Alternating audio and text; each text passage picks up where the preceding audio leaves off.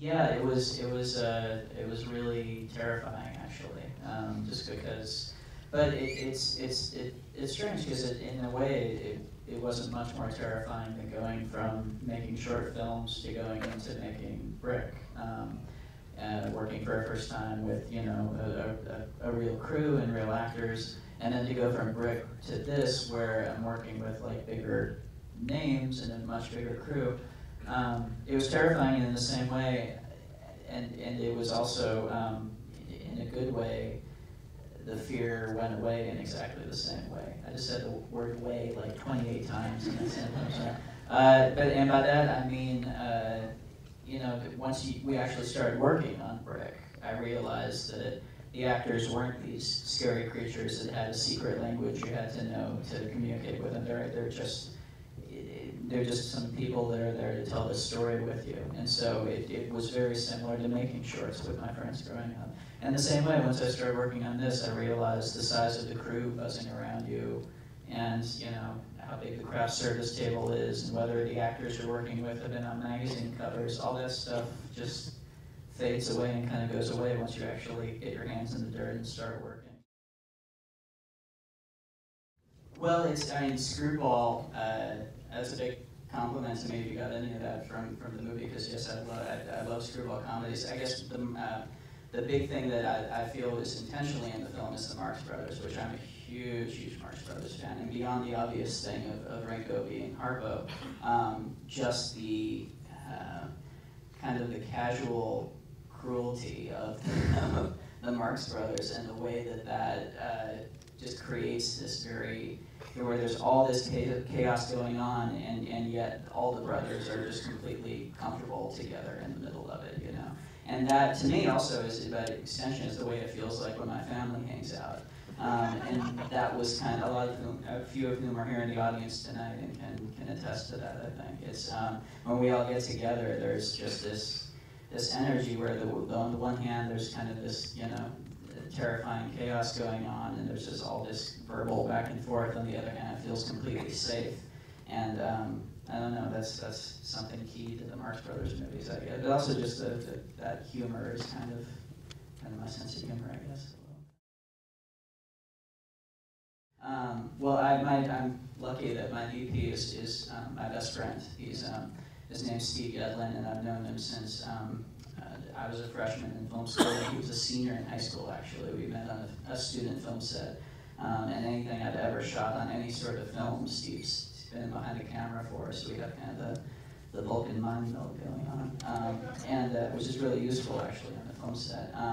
And it's a really collaborative process. I design all the shots, I board out all the shots, but then I bring it to Steve, and we talk about where the lighting's going to be coming from. We talk about the feel, the shape of it, and in terms of lighting, that's something in terms of translating a visual idea of light into where the lights actually go on the set, I have no idea how that works. It's like I can't draw either. I can picture it, but I can't make my hands do the correct movements. So there's just that piece of dental floss that connects those two things in my brain is kind of missing. And so we talk with Steve. He figures out a way technically to do it, and then the shot also evolves. The two of us working together with it. You have one thing planned out, but then maybe you find a way in the physical environment to make it a more impactful shot, or you find a way to be more economical with it, or what have you. And luckily, our sensibilities tend to really line up. So it's hard to imagine. It's hard to imagine shooting something if as a director, if you didn't have that kind of relationship with the DP. At least for me. Yeah, we were based in Belgrade, in Serbia, which is a great town, and we did most of our interior stuff in Serbia. We went to Romania for New Jersey, as one does. And then we went to Montenegro for the coastal stuff. So obviously when Bloom has this Montenegro island, but also Mexico was shot in Montenegro.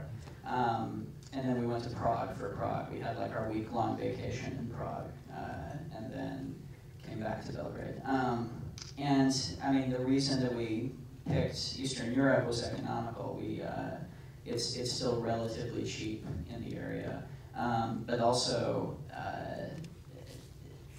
it gives you access to a lot of different kind of geographic things around there. And because this movie we had a lot more money than my first film, but in terms of Hollywood standards, this is still the cost of like an inexpensive reshoot on a Hollywood movie, basically.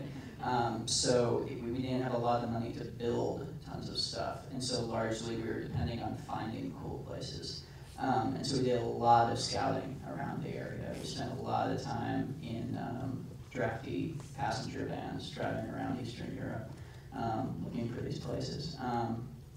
But the experience of shooting there was pretty great, and our Serbian crew just ended up being fantastic. I mean, there's kind of a language barrier at first and kind of a cultural. You learn the words "nema problema," which means no problem.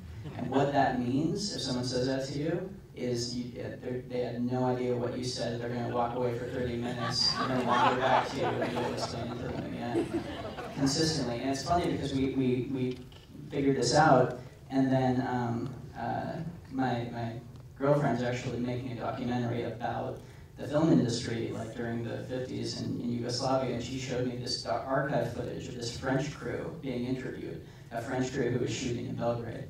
And I don't speak French, but this is kind of like you hear the interviewer go, "Nema problema." And then you see the director on camera do this. "Nema problema, c'est quoi le Nema problema, Nema problema." So some things never change.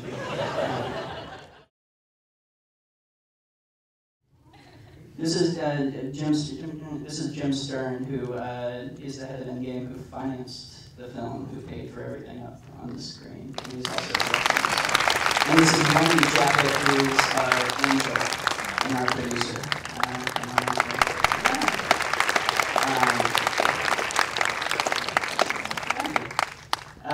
So yeah, that was in Romania, and it's the King's Summer House. That's right. He was a king, a Romanian king, who was exiled for many years to Germany. And so to lure him back to the country, I'm probably getting all of this wrong, to lure him back to the country, they built... It's time to go into independent film. Yeah, exactly. So, yeah, self-imposed exile, I guess. To lure him back, they built this big, ridiculous, faux German hunting lodge.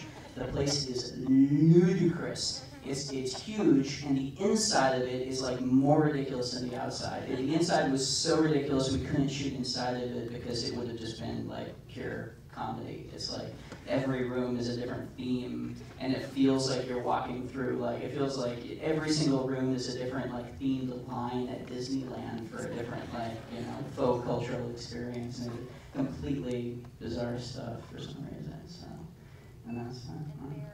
Oh yeah, there were bears in Romania too. What's that? Remember getting in restaurants? You could order bear to eat.